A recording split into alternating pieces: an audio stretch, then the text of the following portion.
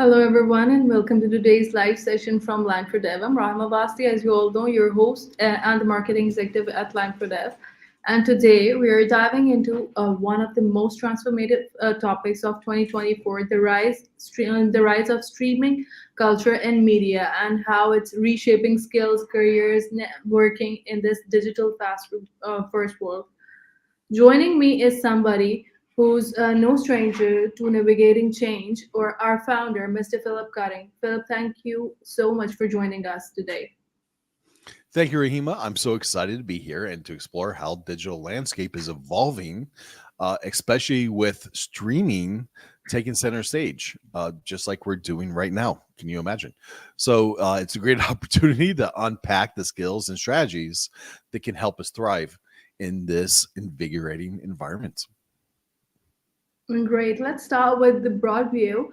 Phil, can you share your thoughts on the impact of streaming culture and media on the way we live, work, and communicate in 2024? Oh, sure. So streaming culture has fundamentally changed how we access information and connect with others. So it's made content incredibly accessible, almost just Yeah. expected and part of our life. But it's also intensified the competition, both in media and job seekers around. So, it's moved the power source from news and television to content creators, to ordinary people like us who have a voice and have an opinion and are able to stand out. So for you to have an opportunity, all you have to do is be a little bit adaptable, just a little tech savvy, and open to lifelong learning, and try a few tools, same ones as we're using. Even there's some others, but depends what your Yeah. goals are. Exactly, I completely agree to that. It's almost like media today doesn't just entertain or inform, it's driving the way we think and act. For instance, in marketing, we see that video is outperforming static content more than ever before now.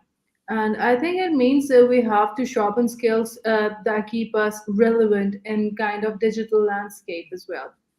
So, in your experience, Phil, what are some must-have skills for for professionals today, especially for those who are looking to make an impact in digitally driven world?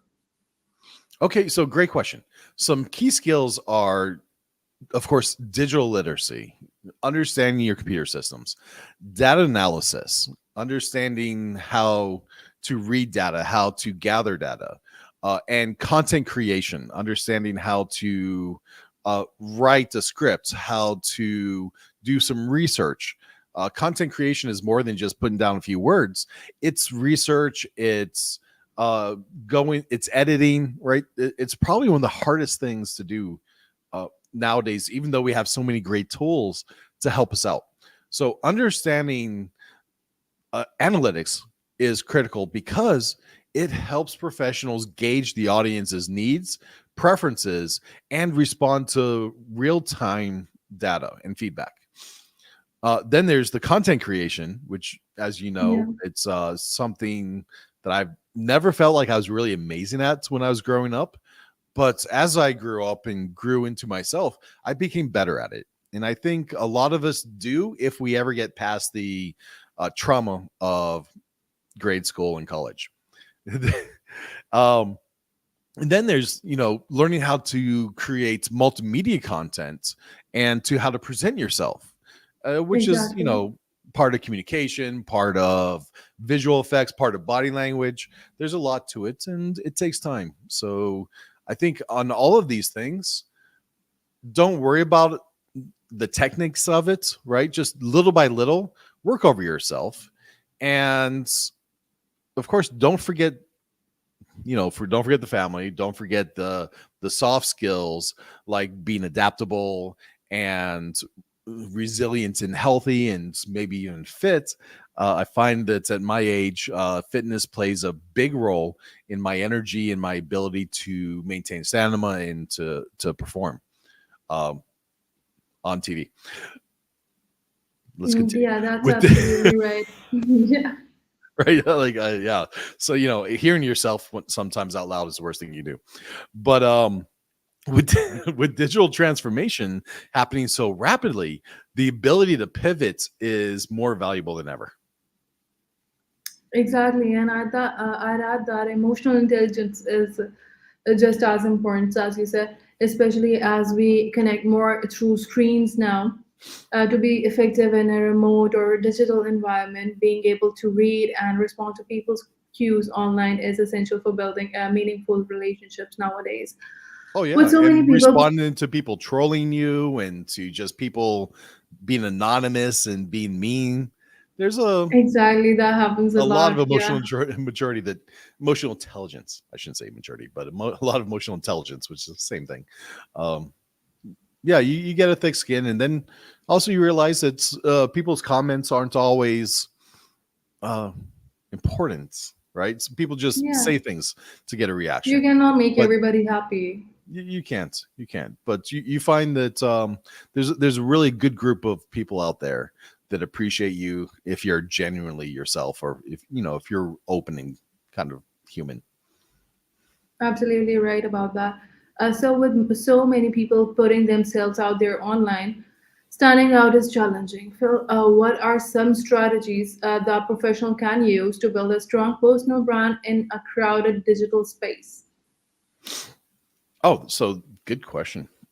All right, so there's a couple parts of that. So while that's an excellent point, I'd say that authenticity is the key to being able to connect with people. Just having Exactly. genuine stories and being able to tell stories is a skill that it takes kind of a lot of efforts, right? When I was in the Boy Scouts, when I was younger and in the Boy Scouts, we used to work on storytelling and skits all the time. I never appreciated how important it was. But as I got older and I had kids, I'm like, okay, the art of telling a story is part of one of the skills to help us connect with people. The and it's a leadership skill also, where being able to connect and share stories and teach helps keep you top of mind, and is critical in platforms like on LinkedIn. For me, the best stories and the best articles out there have some story component, have some kind of lesson learnings, have some kind of sharing of vulnerability or weakness or growth, or even of some terrible things that happened, right? Hopefully the stories end well, but to be top of mind, you have to Mhm. touch on a lot of these points. um, Exactly. that's what kind of why I love LinkedIn and Instagram, for creatives like myself, right, and professionals. It helps get that content out there visually. YouTube, I love it because we're able to share shorts and we're able to share longer stories, and to get that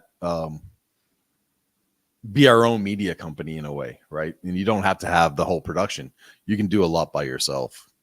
The there's a fun question in there from the audience that says, "How are small production studios benefiting from the rise of streaming?"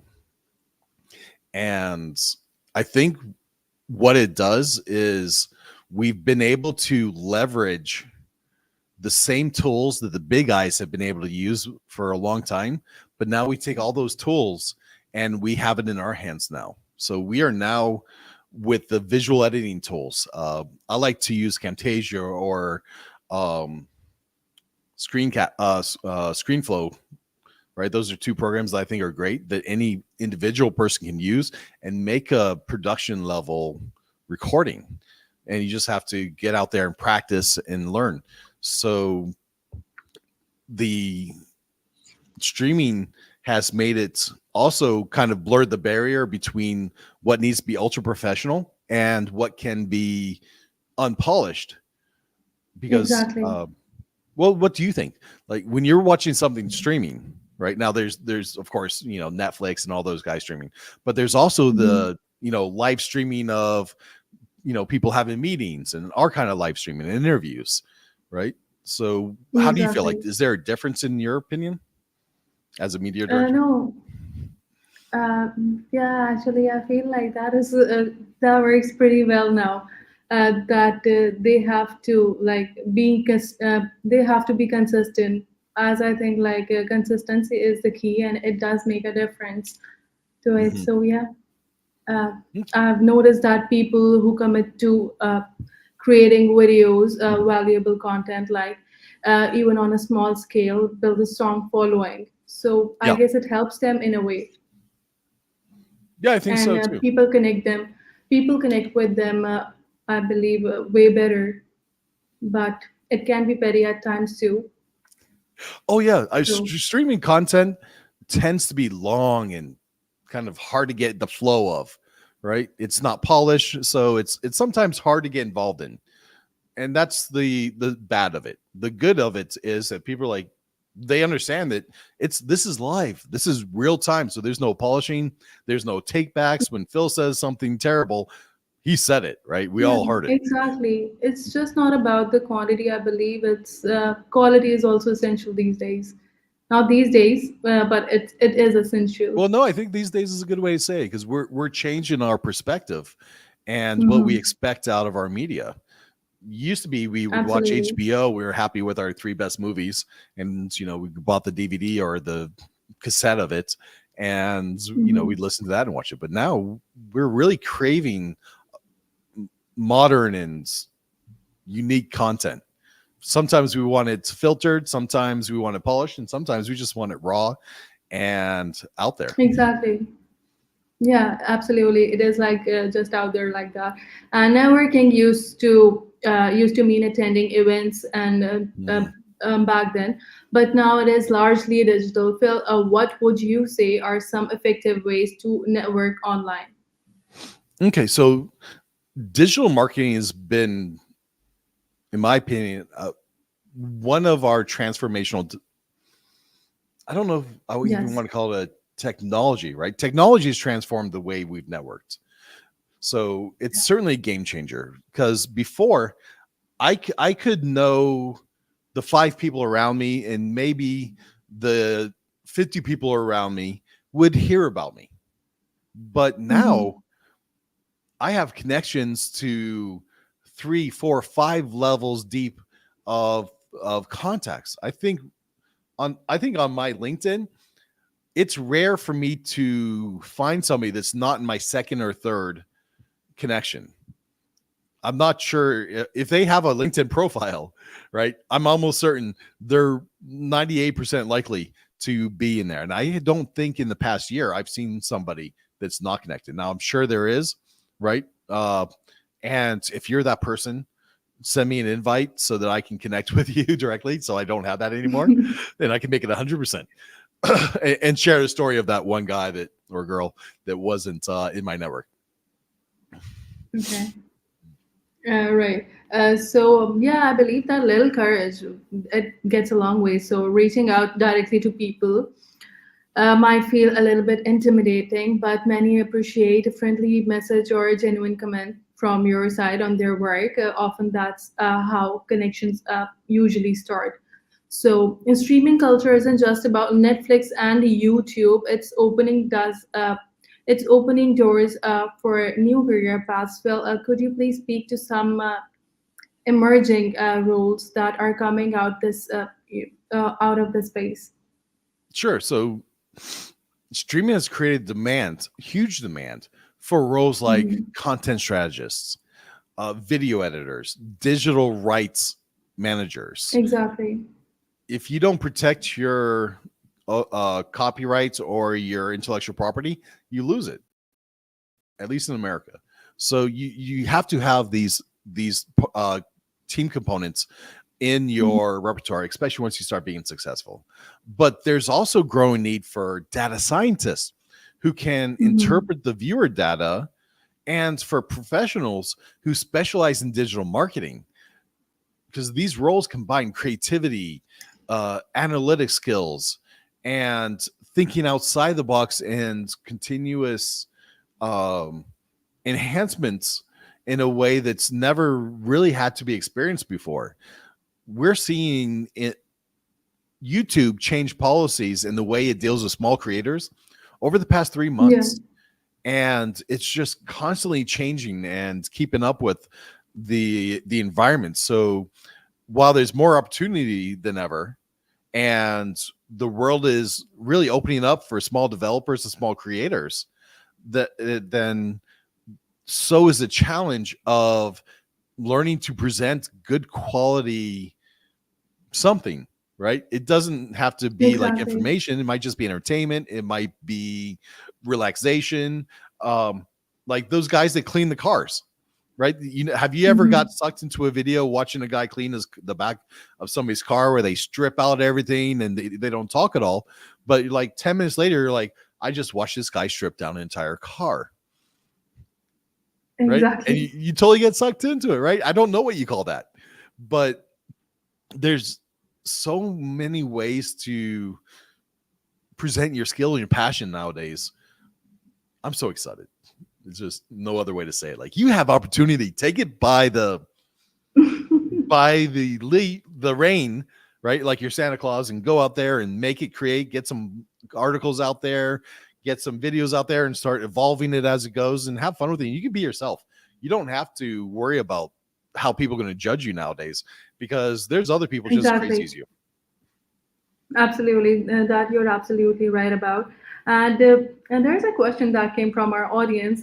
How has the concept of binge watching evolved with growth of streaming platforms?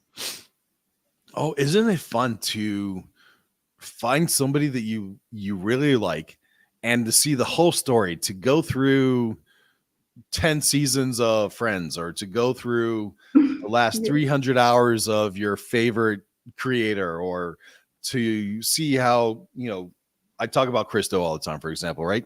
To see his videos from 10 years ago and how where he is now. Or even if you look at my stuff, where I was a year ago and where I am now. It's so Exactly. fun to just see that, right? I'm not all about seeing myself, but sometimes you have to go back and see your own stuff. This is legacy, by the way, right? We now have the opportunity to go and to record ourselves in a way that we could never have done before. I will never know my grandfather on my mother's side. I'll never have understood Mhm. like what he thought was important, or what he thought was funny, or any of his dark humor jokes, or if he does, even if he liked dark humor, right? But now Yeah, exactly. my kids can watch my good and bad stuff and say, okay, this was what grandpa was like. All right. This is what great grandpa was like.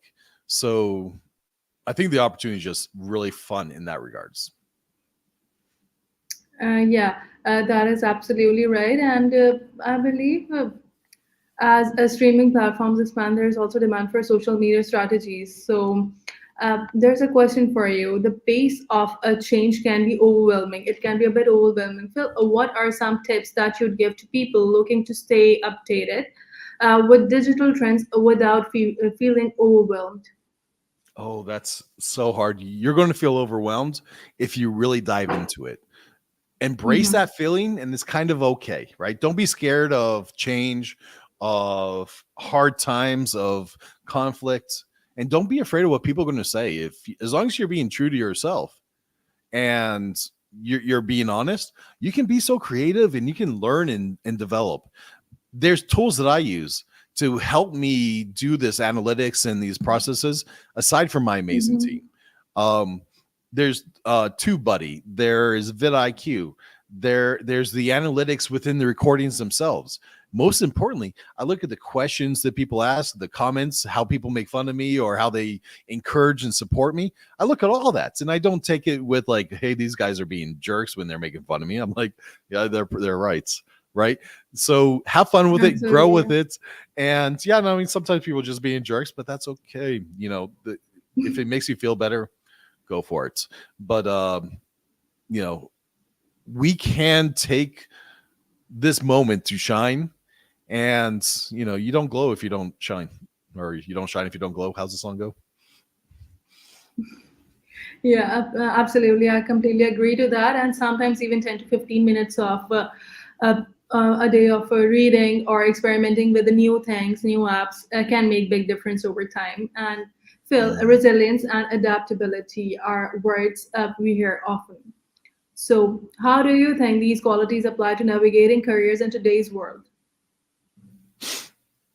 So when you're looking at adapting and overcoming adversity, right? There's a couple things.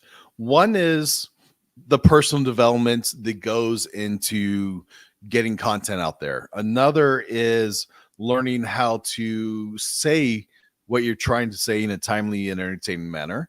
And the other Mhm. is learning your own voice. And all this takes practice. So over time, you're going to get the concept out there, you're going to get your message out there.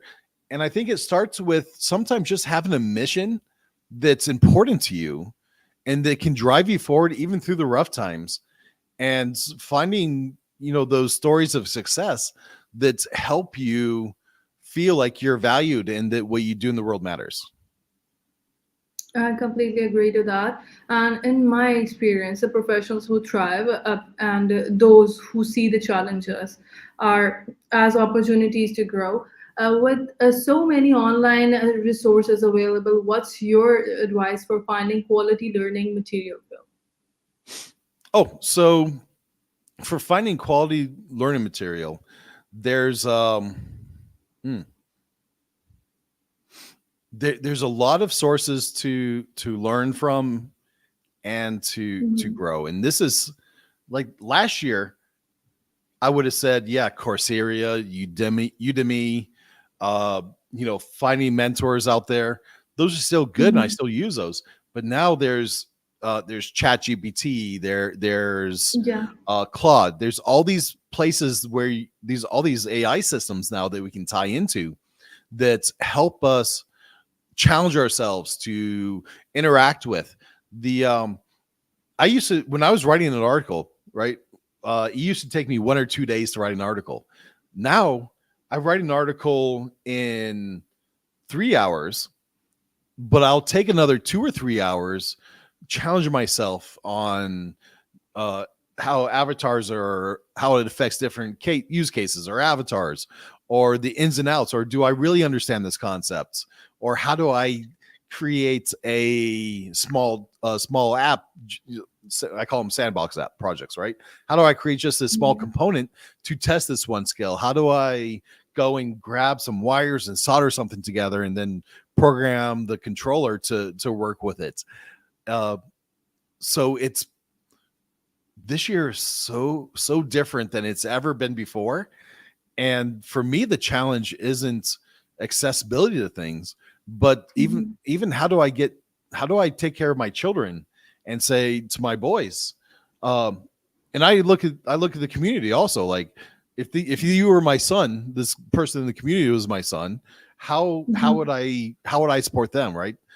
Sometimes that's part of what I'm thinking in my letters. And if you see my articles, there's always in there, I try to put some kind of how to do something. And I'm always hoping that somebody's going to go in there, try something, and say, hey, this worked, or Phil, this didn't work. And because you didn't explain it well, or I didn't understand it, right? There's always that Exactly. give and pull when it comes to evolving and learning. So teaching is a big part of your personal evolution and learning, because we all have stuff we can teach. Even like the dumbest guy out there, like myself, can teach something to Right. somebody. So don't be shy about not having the skills. There's something that you have a passion for that you can start learning and working on and developing. And I think what I'm trying to say is I'm so excited because today it's easier than ever to go out and to create projects and to test ourselves and challenge ourselves and to build these skills in real time like never before, and to get feedback from intelligence systems or from design systems that help us, Mhm. even if we don't have money to buy a controller, for example, and the wires. You can do, there's simulation programs for free that you can use to do microcontroller programming on there. It's The world is totally leveled. Okay, and that definitely answers the question. And there's another one from the audience, from the side of our audience, since we've opened up a little to our audience now. How has streaming influenced the traditional cinemas and movie industry? Have you guys been to a cinema lately where they used to, when I was younger, they would be full up. You go there and the new movie was out and you'd be like, oh dang, I got to come back on Monday because next tickets are sold out for the next 2 days. This doesn't happen so much anymore. People now have so many forms of entertainment that a Twitch channel or a live video like this or a Joe Rogan episode will draw more attention than any Mhm. Hollywood movie. The you know Joe Rogan and Mr. Orange, right, had I think the number one in history viewership just recently. But movies can't keep up Okay. with that kind of stuff, right? So, and I don't know if you kind of consider the Joe Rogan episodes as streaming, but he basically I think he records the whole thing and he plays essentially the whole thing with very little editing, if any. So if it's Impressive. not, it's close to it. But that's the opportunity. You can compete with Hollywood. You know, Rahima, just you yourself, right? You look Mhm. amazing. You're intelligent. You have engaging conversation, right? You can compete with blockbuster movies out there just by being Oh, yourself. How cool is that? I wish. I wish. You're That's talented too. cool. So, and I definitely enjoy. And I from seeing in the conversations, people enjoy you also. So it's a pleasure to be on here with you. Mhm. Thank you so much. Thank you so much, Phil. So moving on to the other question which we got from our audience is how are data privacy concerns evolving with the real-time personalized streaming? Oh goodness, that's such a good question. Privacy and intellectual property rights and security are insane right Mhm. now. It's super complex. That's why one of the key roles I mentioned was this content strategist, this copyright strategist, to make sure that you're not um, inappropriately playing music in the background or stealing somebody's content, or if you're reviewing somebody else's YouTube video, that you're not you're doing it appropriately. There's it's a real challenge to do this well and legitimately nowadays. So it is opening up this entire world where if you're monetizing things, it can be complicated. Now, I guess if you're not monetizing things, it's a very different story. But you should always be looking to monetize your efforts. Like even if you're just making jokes or occasional joke or being entertaining, right, or presenting yourself out there, I think there's nothing wrong with monetization, right? So do Yeah, that, but keep in that's a mind, small move. yeah, people appreciate you. You'll build an audience, right? And you can put it back into the channel and to be more fun and more engaging, get better equipment, right? People support people they like. Let them support you. That's that's my feelings on monetization. But as far as trying to keep up with the changes, and there's many because the EU, for example, has a lot of laws on privacy. So you might say Mhm. the wrong thing or slander somebody by accident or intentionally, right? And um you can get in trouble. So yeah, I think when you start making some money, right, or you have assets that you need to protect, that's when you really need to make sure that you're represented well and that you're following kind of like the laws. And of course, if you're polite and you're being transparent, that's fairly easy. YouTube, for example, says when you're Mhm. putting a video up, says, "Hey, are you endorsing a product on there?" If you are, say, "Yeah," right? Even if you're not, sometimes even if you're not making money from that endorsement, maybe just say, "Yeah, maybe I'll make some money," because I might call them up and say, "Hey, I have this blockbuster video where I talk about you, and if you want me to keep it up there, you should pay." Right? Then you can pay. Yeah. Or you can say, if you don't want my next video, say, "Well, I realized I was totally wrong, and this was the worst product ever," right? Because it broke right after the recording.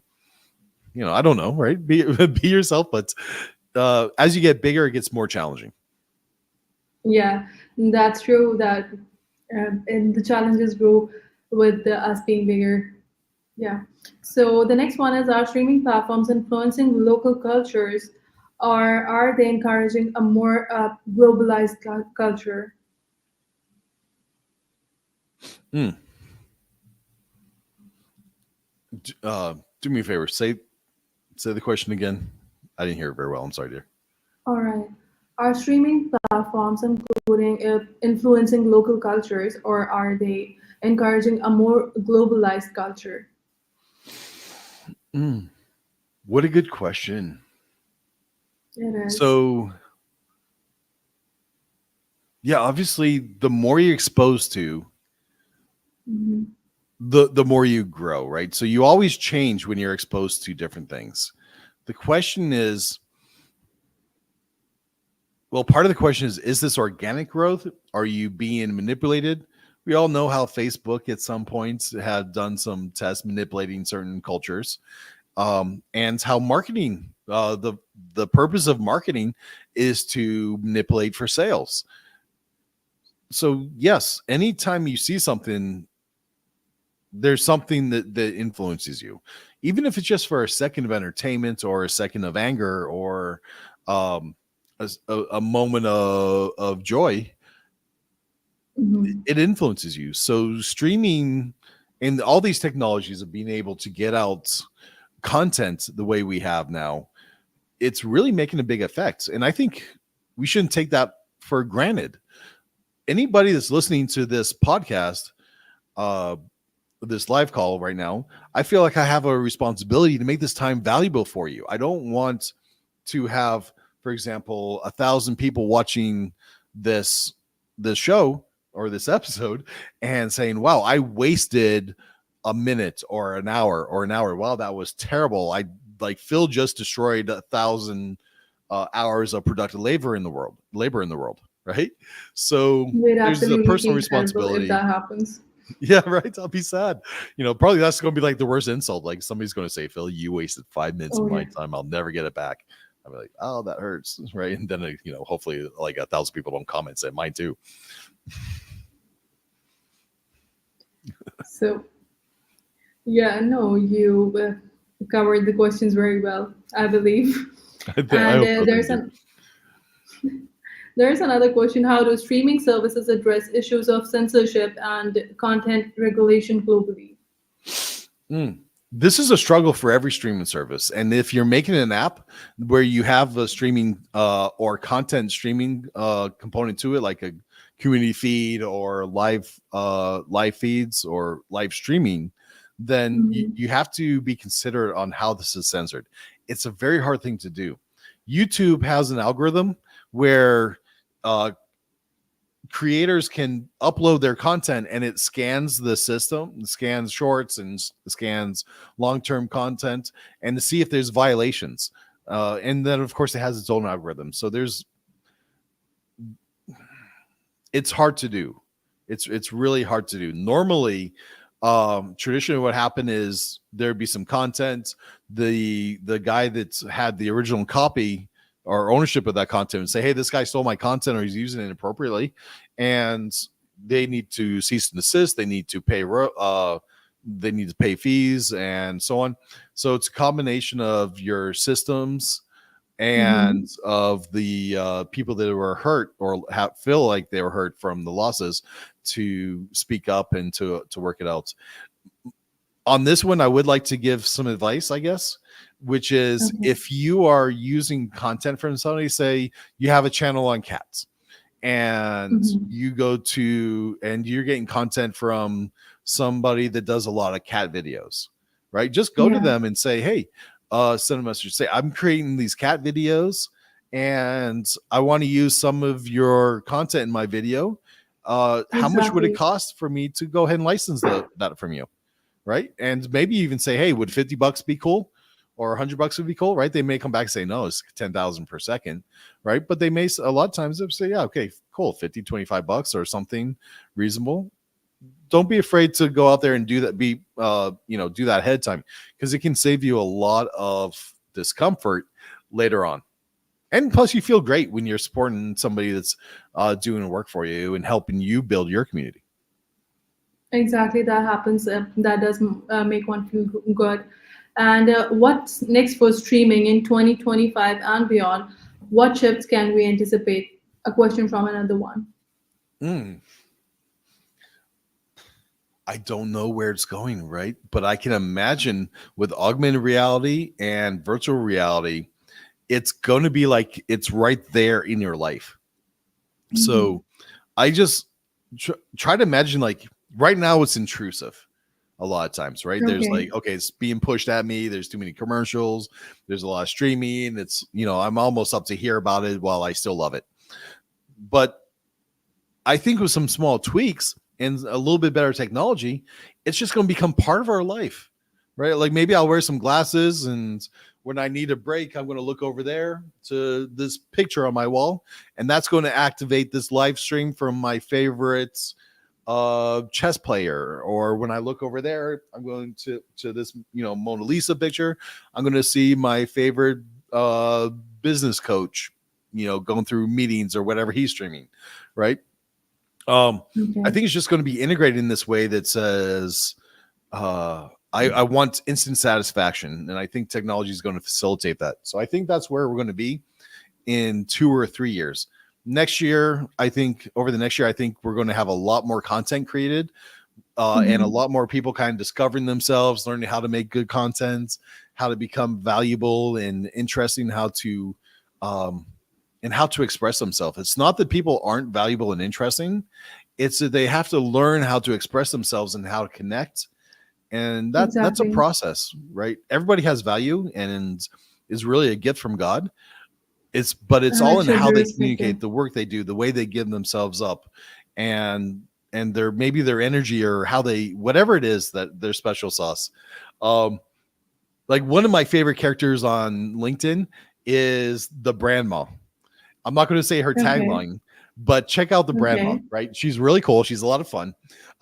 She loves her cigars and her bourbon, and Yeah. she tells you Right. as a straight, right? Just so it's like a cross between grandma and branding, right? So Brandma, check her out. Oh, Phyllis is her first name.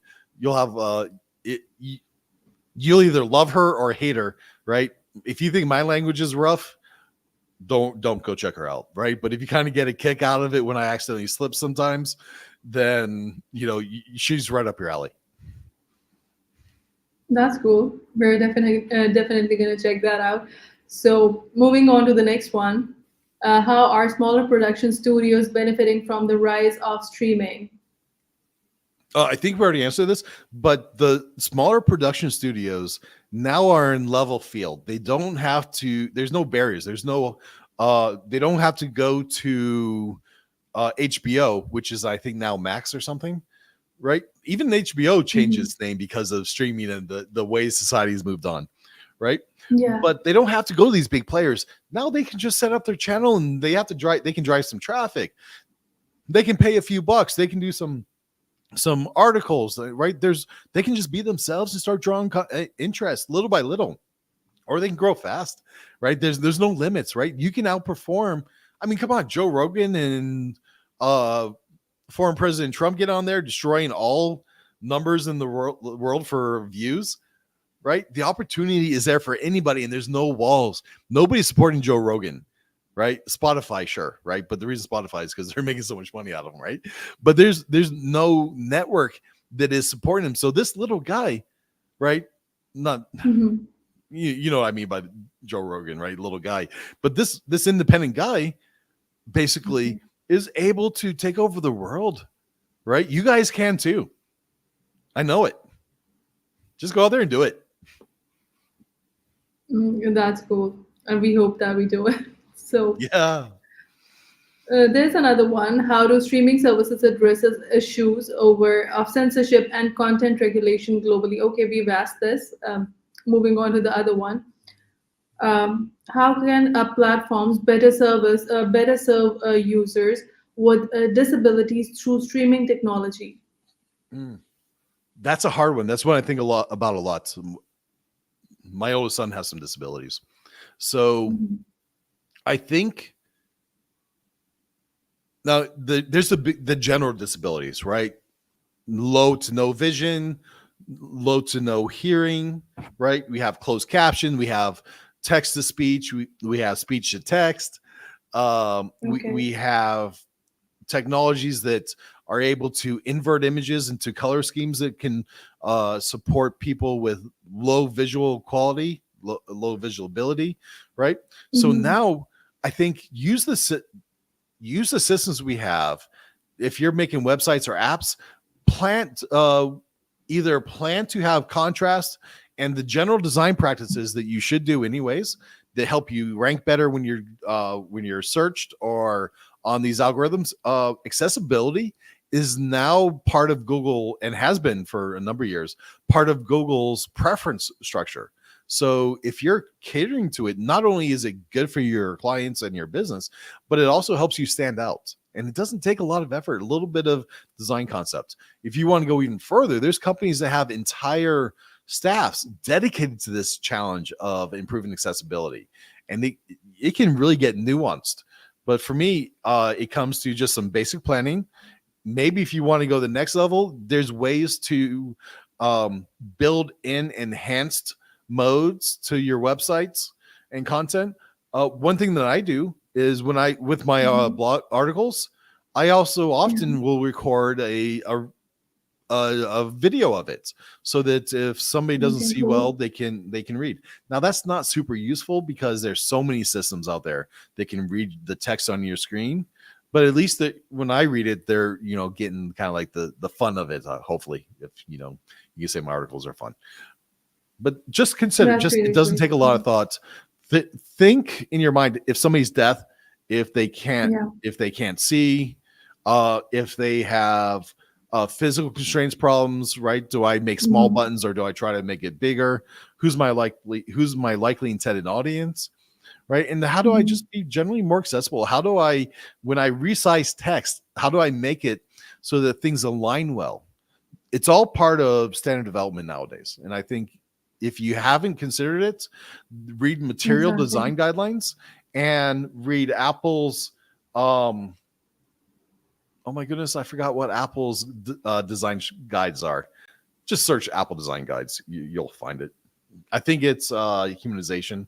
I'm going to look right now. I can't believe I'm drawing a blank on this.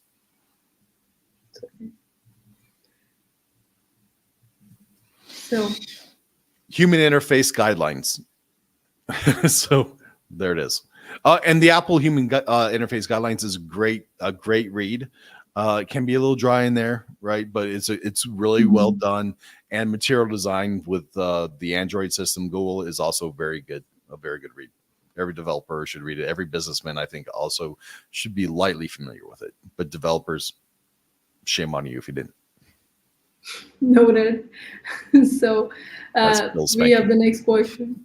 We've got the next question for you. In what ways is streaming impacting industries beyond entertainment, like education and healthcare? Mhm. So live streaming allows just like you guys here to ask questions and to engage, right? Now Yeah. you can if you're teaching and you get real feedback from the audience and from your students while you're teaching, you can first of all teach a lot more students at one time, but you can also see where your communication, your teaching is weak, right? So it's now two-way feedback, right? Now that's for education, of course. I imagine a near future where AI systems are going to be able to take this live feedback, automatically integrate it so that while I'm talking, maybe in the general streaming, there might be other diverging content that can be delivered to that particular user to help them supplement where they're at, maybe take them down another chain and then loop them back in. The biggest problem that creatives have is leaving an Mhm. open loop, and nobody likes an open loop.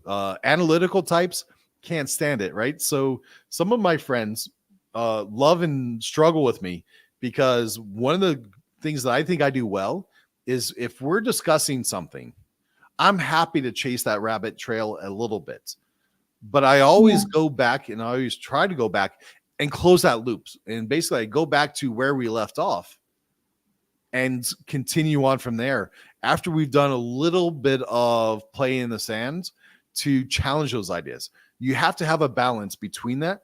And I think streaming in the future, when there's feedback, is going to really become useful in that regards. But for now, one-way streaming, I think if you're doing one-way streaming, you should Yeah. see how you can get feedback, what kind of data analytics you can have, or how you can include the audience. And I'm such a big fan of including the audience any way possible. Great. That was interesting. So, Phil, before we wrap up, what advice would you want to give to the job seekers that are trying to enter this fast-paced digital world? Mm. So if you're a job seeker looking to go into this world, I think you need to focus on developing your core communication skills, Mhm. a few other soft skills like listening, like problem solving, and the ability to be flexible and, just like I was saying, open that loop, but also close it. Make sure you go back full circle, and to connect and network with people so that you're able to learn from other people's success and failures. But more importantly, you're able to grow yourself and to learn from your own as quickly as possible, as cheaply as possible, right? Because we all make mistakes. This is part of entrepreneurship, but to do that cheaply is and quickly is the real key to success, I think. So also, And that was, I yeah, totally left out, get some real skills, like get good at something fundamental. Like I think that should be obvious, but pick that one yeah, that skill was and a real stick one this with it time for a now. long time. Sorry if I skipped that one. So important. No, you never skip this one, and that certainly was the real one. That was such a good advice, Phil. And for job seekers, don't be afraid to reach out for informational interviews or mentorship. So, Phil, thank you so much for your insight today. It was a great one here. It's been eye-opening to see how much the digital and streaming world is influencing our careers and skill sets. Before we close, do you have any final thoughts for our viewers this time? I just want to say thank you, Rahima. I had so much fun. My final advice is this: stay adaptable, stay curious, keep building meaningful connections.